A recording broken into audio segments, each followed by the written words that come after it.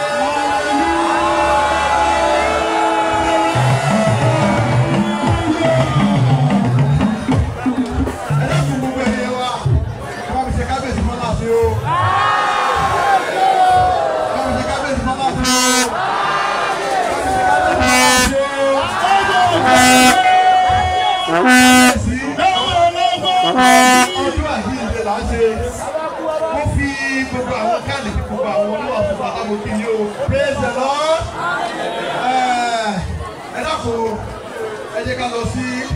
John 19:30. Pastor, John 19 verse 30. So that we can understand the significance of what we are celebrating today. John 19:30. The verse is just short. However, that is the short of what is happening today. John 19:30. What does he just say?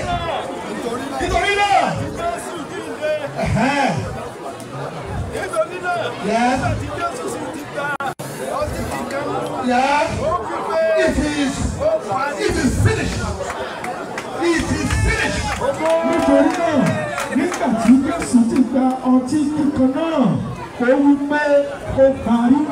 finished? That is the short of the prophecy before him. The birth, the death, the resurrection of Jesus Christ. It is finished. What is the key that Adam surrendered to the devil in Genesis? That key has went to the pit of hell and defeated the devil and has collected back the key. The key of resurrection. The key of redemption. What is carrying there? It's a very a lot to carry there. The last one you know, you're a lot to carry there.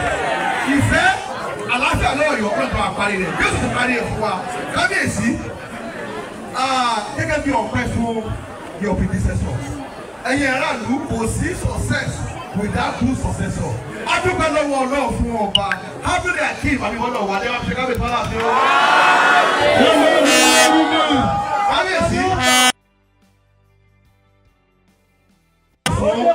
The Christian Association of Nigeria are also. Àwọn kan ti dìtì mi, a ti jọ sọ̀rọ̀, wọ́n ti bèrè nǹkan ní orúkọ ọba Abímbọ́lá Òwádé. Tí wọ́n wá fẹ́ ṣe ní orúkọ bàbá rẹ̀ ló fi ṣe. Ní orúkọ bàbá mi Abímbọ́lá Òwádé. Ní ìrántí bàbá mi, ọba Àbílà ní ẹbí tọ̀. Kábíyèsí, I will be erecting an edifice in this place.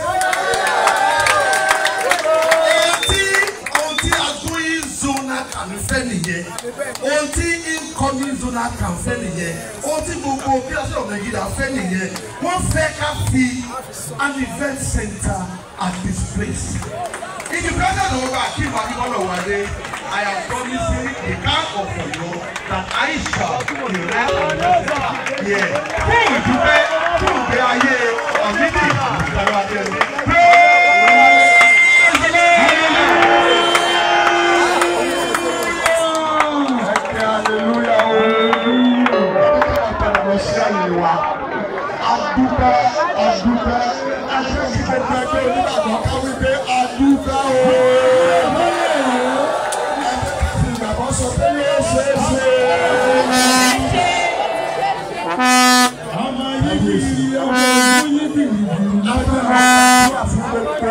ènìyàn wa tí wọ́n di ipò òṣèlú àti ipò ìjọba mọ́. Torí náà a tún pe àwọn tó bá bọ́ sí kàtígórì yẹn ẹ jọ̀ọ́ kìí ṣe gbogbo yín ní aráyè níwájú bí kẹ́ẹ́dẹ̀ ṣe gbogbo yín la mọ́ kọ yín. Gbogbo ẹ̀yin fẹ́ di òṣèlú àti ipò pàtàkì nínú ìjọba kẹ́ẹ́dẹ̀ jẹ́ ọmọ wa nílùú yìí ẹ máa bọ̀ wá síwájú bí a fẹ́ gbàdúrà pàtàkì fún yín.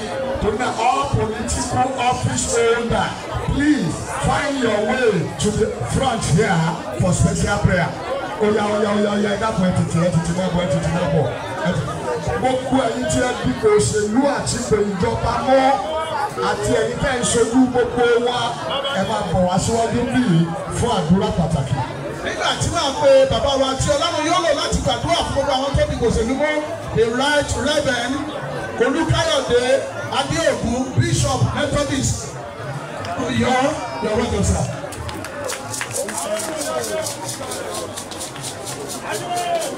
Ẹni ká ṣàdúrà ní orúkọ Jésù, ní orúkọ ńlá ti Jésù, ní agbára ẹ̀jẹ̀ ti Jésù.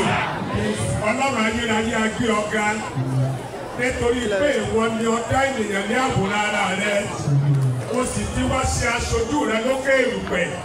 Ní orúkọ Jésù olùgbà ọpẹ́ wa. A dúpẹ́ fún àwọn tí a yàn sí ipò òṣèlú ní ìjọba ìbílẹ̀, àwọn alága ìbílẹ̀, àwọn kánsílọ̀, gómìnà, àwọn ọmọ ẹlẹ́gbẹ̀mọ aṣòfin nípínlẹ̀ Ọ̀yọ́, àwọn ààrẹ wa lórílẹ̀‐èdè Nàìjíríà, igbákejì wọn, gbogbo ọmọ ẹlẹ́gbẹ̀mọ aṣòfin lápapọ̀, the members of the National Assembly. Ọlọ́run a gbàdúrà fún wọn ní ipò tí wọ́n dì mú olùbá ní gbé wọn ró. Bí wọ́n ṣe ń rìn lórí ilẹ̀ lórúkọ Jésù ẹ̀jẹ̀ wọn mọ́jọ́ sàn lórí ilẹ̀. Ọkọ̀ tí wọ́n ń gbé káàkiri mọ́jọ́ kó dẹ́kun sí fún wọn. Agbébọ̀pá ní lórúkọ Jésù mọ́jọ́ pàdé wọn. A fi àmì rẹ sí wọn lára. Àmì tí ilé ikú dànù, àmì tí ilé àrùn dànù, àmì tí ilé ìdààmú dànù, lórúkọ Jésù kó wà lórí ayé wọn. Bí wọ́n ṣe ń rìn lójú afẹ́fẹ́, ọkọ̀ tẹ̀ ń gbé rìn lójú afẹ́fẹ́. Lọ́sẹ̀ gbé òun yẹn fún wa yàrá báyìí. Lórí ipò ìjọba ẹ̀rí ṣìṣe, ọkọ̀ kò lè bàyè. Ẹ̀mí láti máa ṣe ohun tó yẹ fún ará ìlú, ó lọ yóò fi ta yín lára. Ètò Ọlọ́run bá sọ yín tó pa yín mọ́ ogun àtẹ̀yìntà lórí ìyàwó lórí ọmọ kò ní jà lórí ayé orí. Ẹ ó ṣe rere, ẹ ṣe àṣeyọrí, ẹ ṣe àṣeyege. Omi ẹ̀bí Ọlọ́run ló pọ̀ yín, okun Ọlọ́run ló dẹ́kun yín, ìgbàlọ́ Ọlọ́run sì ní bọ́ lọ́wọ́ yín. Ìmọ́lẹ̀ yóò ní ti òkùnkùn, níbi gbogbo tẹ́ ẹ bá wà. Ọ̀rọ̀ tẹ́ ẹ bá sọ lórúkọ Jésù yóò gbólẹ̀. Àṣẹ tẹ́ ẹ bá pa yóò gbólẹ̀. Àmì Jésù ní parí lára yẹn. Ògo Jésù sì ní wọ̀ náà. Akíkọ́dúnwá torí kò ti ṣe bẹ́ẹ̀. Ògo ní fún orúkọ rẹ̀. Ọpẹ́ ní fún orúkọ rẹ̀. Àwọn bẹ̀rẹ̀ pẹ̀lú ìgbàgbọ́. A sì gba àdáwọ̀ àdúrà wa pẹ̀lú ìdúpẹ́ ní orúkọ Jésù Kristi Olúwa àti olùdáǹdè wa. Àmín.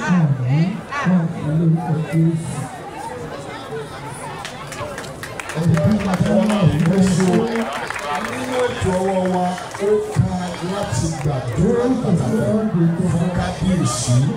Àtòrí náà àkókò wọn wà ní ìdúró ní àwọn tá a jókòó ní àwà ní ìdúró ní kábíyèsí ká àtàyà máa ní wọ́n wà ní ìdòkó gbogbo wọn wà ní ìdúró nígbà tí ìránṣẹ́ Ọlọ́run tí ó gbàdúrà fún wọn tí wọ́n bọ̀ wá síwájú. Ohun tí bàbá wa sọ ní pé gbogbo èèyàn kó wà ní ìdíje dúró. Let's all of us be on our feet as we want to pray for our kábíyèsí. I want to invite our father in the Lord, Pastor M.O. Oyelola, láti wá gbàdúrà fún kábíyèsí alága DCC1 CAC ní Ọ̀yọ́. Ìyàwó tó sọ.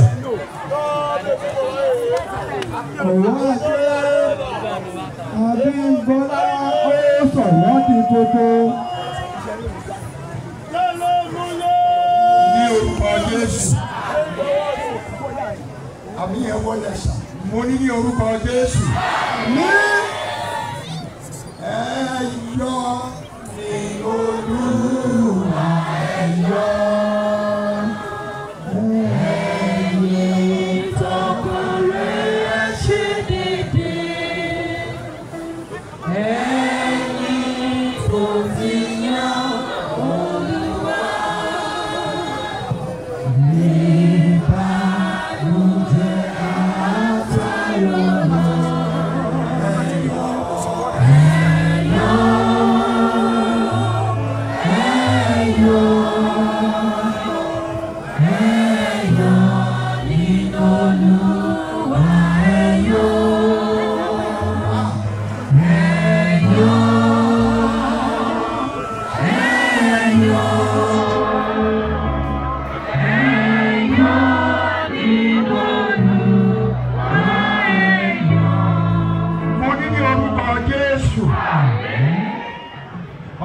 Ọdún tó kọjá ìrètí èyí tó ń bọ̀ bàbá wa èyí tá a wà nínú rẹ̀ a dúpẹ́ fún oore ńlá tó ṣe fún wa pàápàá fún ìlú Ọ̀yọ́ orílẹ̀-èdè Nàìjíríà àti gbogbo àgbálá ayé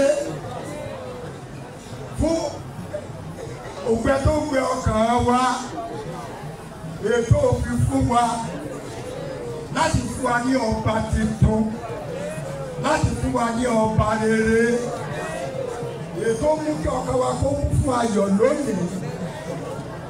Gálílì ọdún tó kọjá lọ àwúrò ti di Aláàfin ṣùgbọ́n Gálílì ọdún yìí àkúrò tún di Aláàfin tuntun.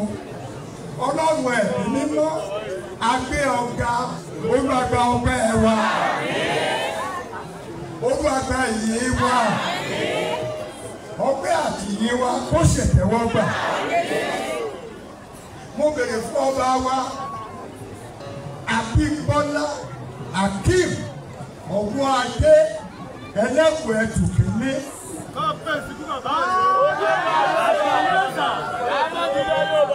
Mo bèrè kábíyèsí àṣẹ Ọlọ́run kó bà lẹ́yìn. Ẹ ṣàmùkú kábíyèsí. Olórí àṣẹ Ọlọ́run kó bà lẹ́yìn. Gbogbo ohun tí ẹni tó mí àtẹ̀tí òmí mo bèrè fún àṣẹ Olódùmarè lórúkọ Jésù kó bà lé gbogbo wa.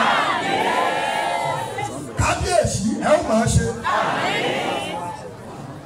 Ẹ̀mí àti agbára Ọlọ́run kó kọ́ yín máa ṣe. Bẹ́ẹ̀ bá ti sọ Ọlọ́run ọ̀run yóò máa fọ. Yóò máa bá yín sọ.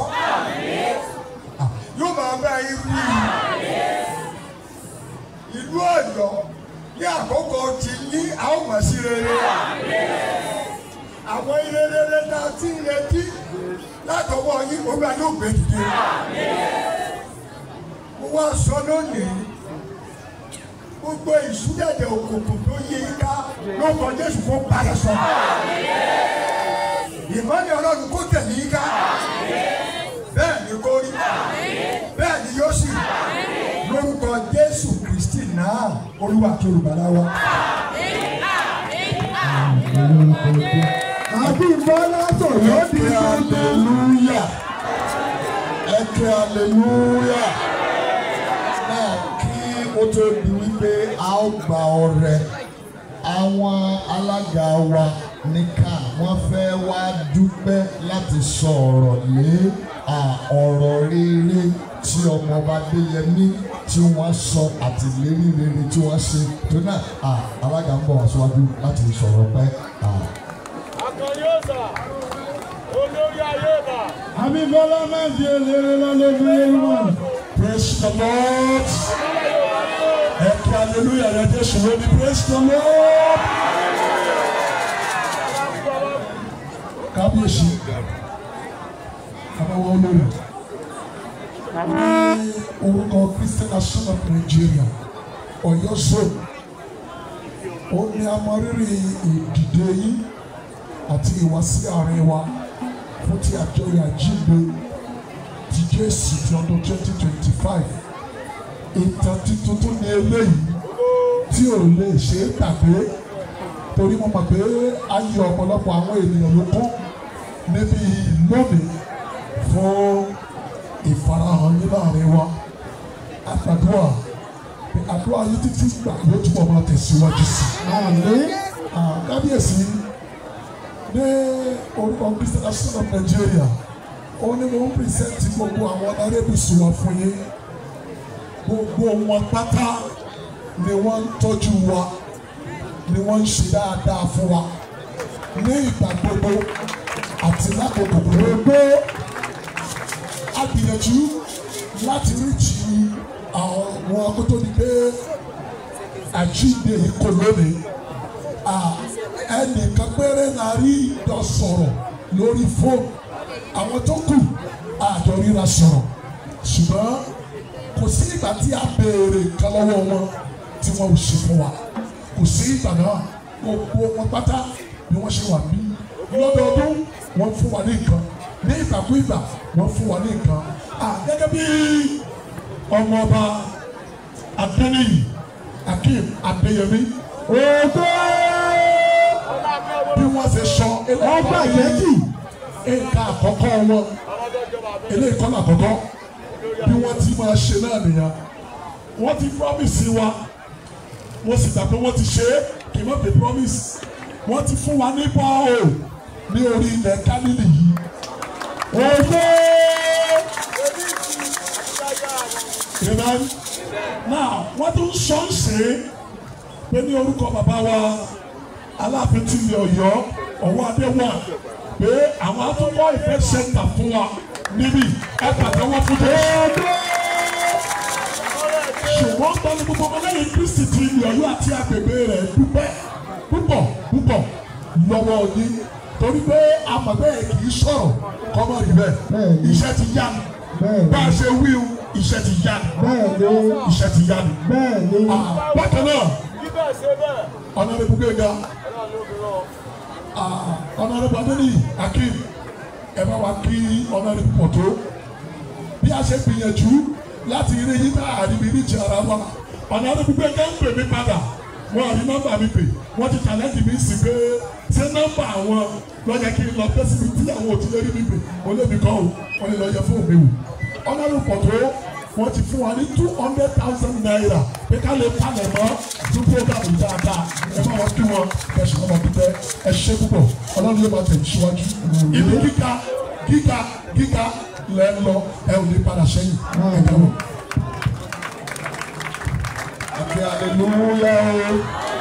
Now a lọ sí àkókò ọrẹ báyìí. Now wọ́n sì bá wa ṣètò bí àwọn ọrẹ yẹn ó ṣe kú bíbá ẹ̀ṣẹ̀. Praise the Lord. A pe ìránṣẹ́ Ọlọ́run Kristiano láti wá darí wa.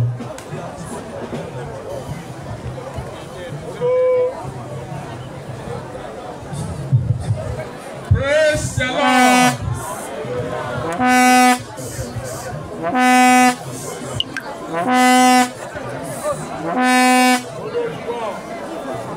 Praise the living Jesus.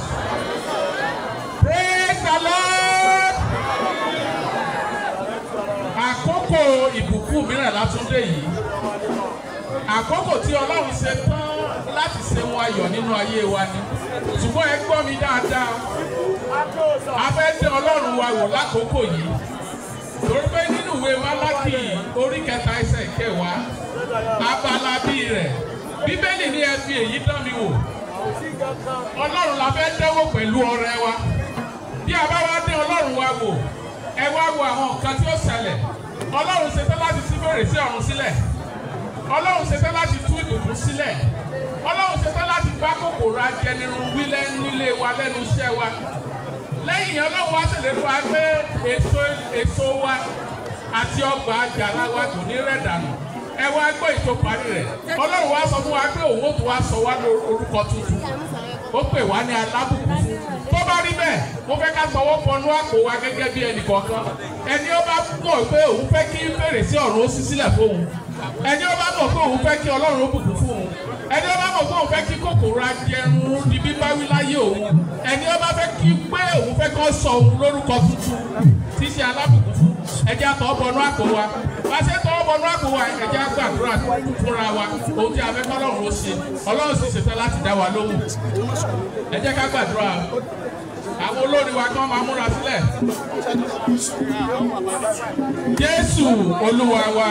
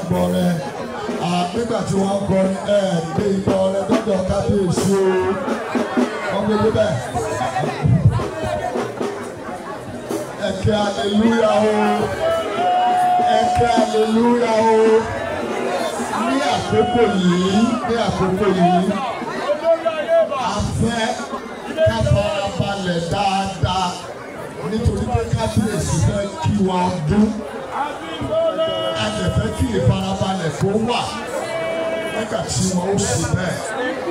Mo fẹ́ láti sọ fún ẹnìkọ̀ọ̀kan wa pé ọ̀kan nínú ohun pàtàkì tí ó yẹ kí àwọn ẹgbẹ́ ọmọlẹ́yìn Kristi àwà níbí lónìí ká mà òun ni pé nínú àwọn tí kábíyèsí ti mú mọ́ra gẹ́gẹ́ bí alájọṣiṣẹ́pọ̀ tí àwọn onígẹ̀ẹ́sì ń pè ní personal assistant. Kábíyèsí ti wo àwùjọ àwọn ẹgbẹ́ ọmọlẹ́yìn Kristi wọ́n wá wo ẹnìkan náà wá tí wọ́n rí wípé gbogbo wa náà mọ ìsakitiyan rẹ̀ nínú ìdàgbàsókè ìlú òun ni wọ́n wá mọ̀ọ́mọ̀ ni wọ́n fi ṣe personal assistant wa tó náà ní ìsìn ẹni yẹn náà ni wọ́n pè òun náà ni ó wà á mú àgbògbò fún kábíyèsí láti kí wa tó náà mọ̀ ń pẹ́rẹ́ bẹ́ẹ̀ Dr. Dele Kolade the personal assistant to ikú bàbá yèyé aláṣẹ ìkejì òrìṣà ọba ọwọ́ adéwà. Ìgbà ń sọ ọba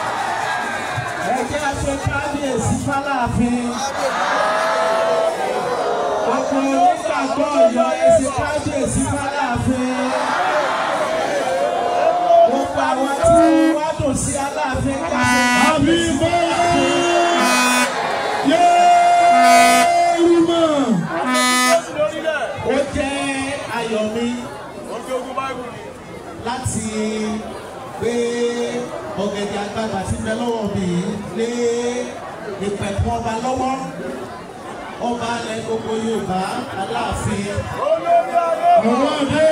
Aláàfin ìpẹ̀kun ọba lálẹ́nu lóbi gbàgbẹ́rù ọba Abímbọ́lá Akí ọwọ́ Akí àkọ́kọ́ agbègbè lọ́sí Akí mahari ẹni ìtẹ̀síwájú tí wọ́n sì bẹ̀ ní àárín wa ní Gálílì ìtọ́jú yìí wọ́n bá wa sọ̀rọ̀ ti tọ̀wọ̀tọ̀wọ̀ àti tọkàntọkàn. ọ̀rẹ́ ò ní kábíyèsí fúnra mi. lórí kan ọmọ orúkú sọ̀rọ̀ mi. àti ìgbọ́dọ̀ sọ̀rọ̀ di tuntun. sọ̀rọ̀ ẹnu ẹ̀ náà ní orí bẹ́ẹ̀. ọmọdé lọ́nà òdì máa ń dòwò fún títọ̀ yọ. àti kábíyèsí fúnra mi. ìmọ̀lẹ̀ Yorùbá ó dé padà sọ̀rọ̀ ẹnu ẹ̀.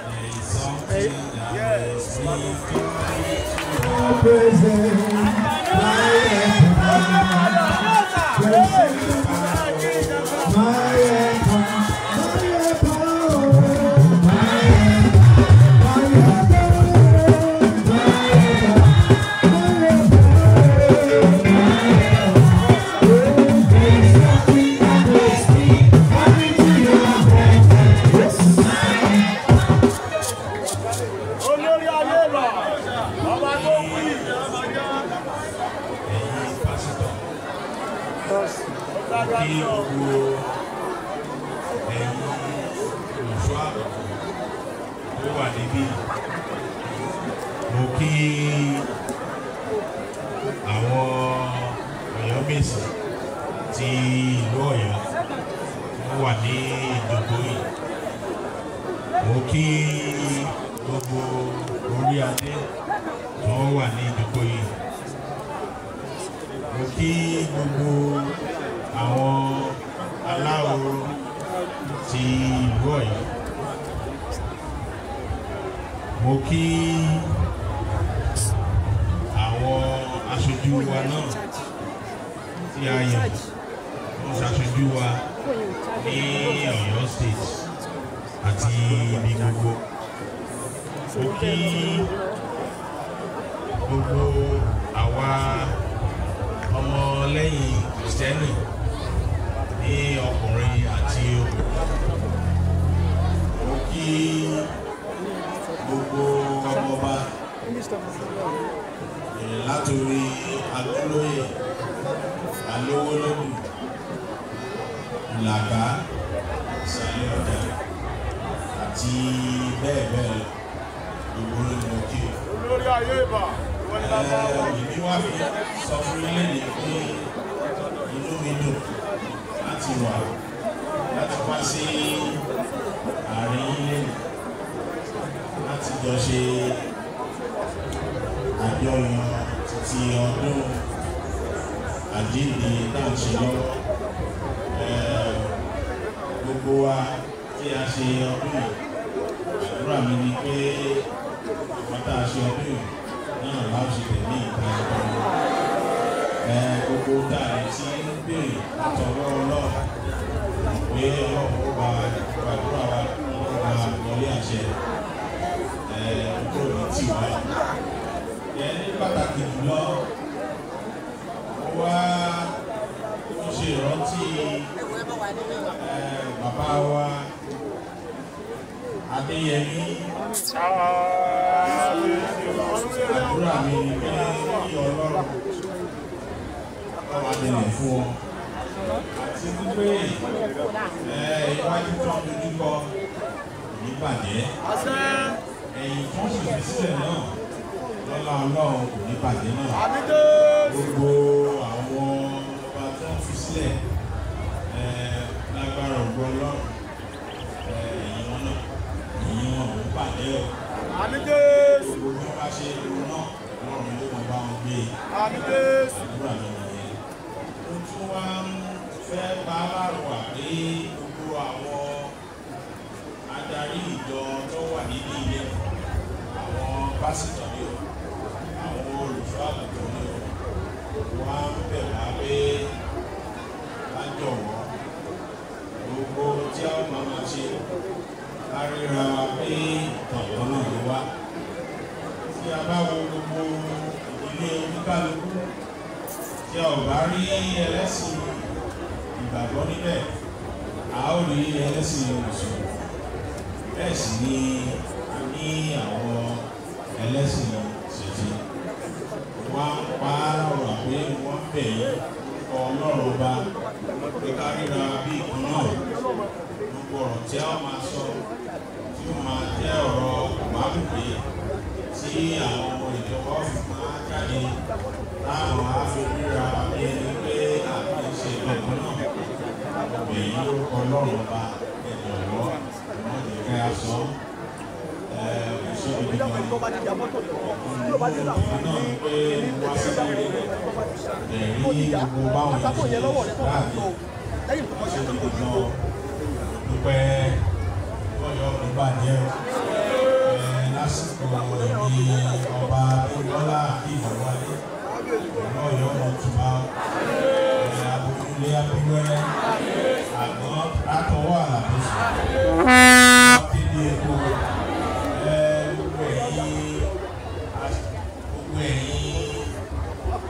gbogbo ẹ̀yin oníṣòwò láṣẹ ìgbìmọ̀ rẹ̀ ẹ̀bẹ̀rẹ̀ bẹ́ẹ̀ o. Gbogbo ẹ̀yin òṣìṣẹ́ ìjọba náà mo tún wá ń gbà ládùúrà fún pé ọkọ̀ ọba àdábà òníṣà ilẹ̀ṣẹ̀ ẹ̀mọ̀nà rẹ̀ mọ̀mọ́ rẹ̀.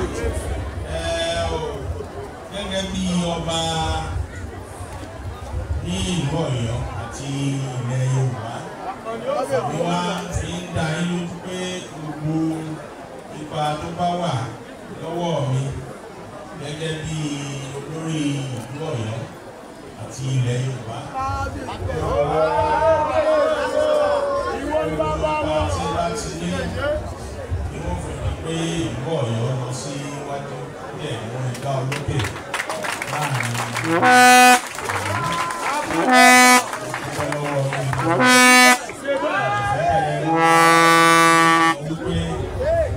àgbájọ ọwọ́ la fi sọ̀yà bẹ́ẹ̀ ni ọwọ́ kan olórí ayé ìbà. wa láti gbé ìlú Ọ̀yọ́ ga wọ́n sọ fún wa wípé àjọṣe wa ni a rí bíi pé ìlú Ọ̀yọ́ yìí ọmọ bíbí inú wa ni. Dúpẹ́ lọ́wọ́ yín o ẹ̀mí ń dá yín lójú pé mo dẹ̀ ń gbà ládùúrà pé Ọlọ́run ò ní fi mí jẹ́ nǹkan ìtìjú fún ìlú Ọ̀yọ́. Ọlọ́run ò ní jẹ́ kí ìlú Ọ̀yọ́ jẹ́ nǹkan ìtìjú fẹ́mi náà. Dúpẹ́ lọ́wọ́ yín o ẹ ṣé gidi gan.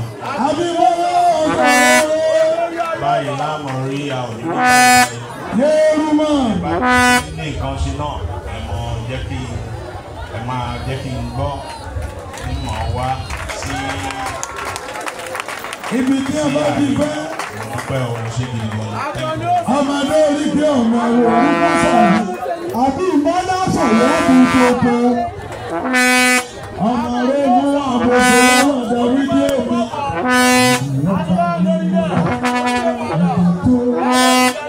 Ọba tó tó bí àwọn ọba tó ọba rẹ̀ rẹ̀ bí kò sí. Ọba tó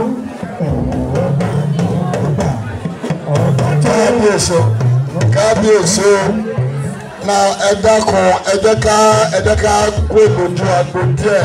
Àbí ìjọba tó wà ní ọmọlẹ́yìn ní ìsìn ó kó àwọn ọmọ rẹ̀.